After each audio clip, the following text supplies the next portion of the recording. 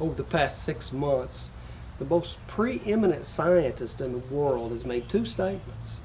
First off, he said, there is no God, and very soon science will be able to explain not only what we think God is, but how the universe itself works.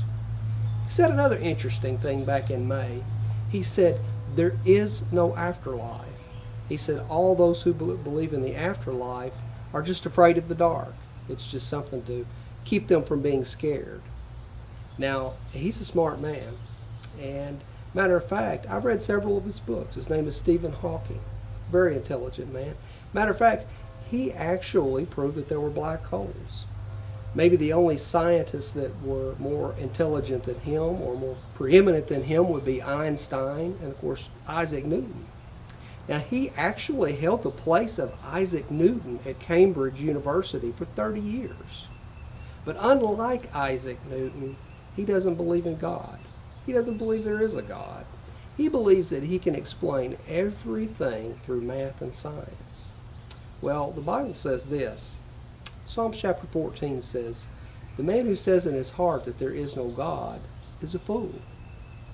Now, you can be pretty smart, but if you're a fool, that's not a good thing. How can you make wise decisions? How can you use the intelligence you have? And the reason he is a fool, or the Bible says that he is a fool, is this. Romans chapter 1 says, for the wrath of God is revealed from heaven against all ungodliness and unrighteousness, for men who suppress the truth and unrighteousness. Many scientists today are suppressing the truth. They want us to believe that there's not a creator God, that there is nothing out there beyond us, that we're it, that we are in essence God. And it goes on to say this. It says, because we may know of God, that he manifests it to us, that he lets us know. It says that for God has shown it to us.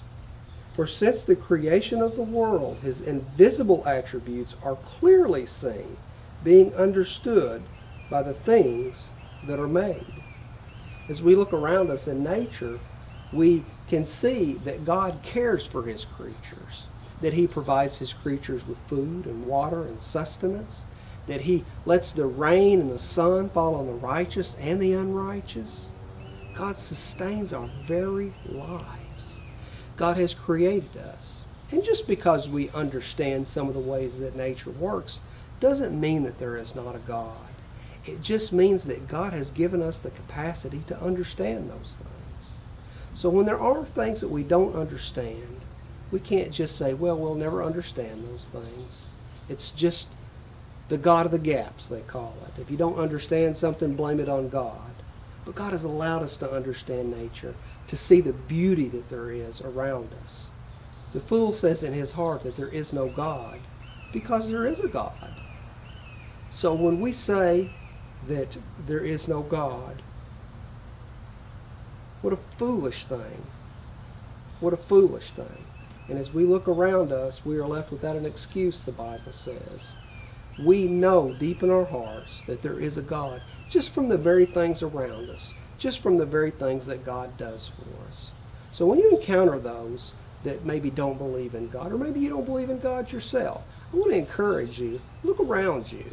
Just see the beauty in nature and see how you are taken care of, how your life is sustained. I want to encourage you just to look around you and see if you can find the God around you that created these marvelous things.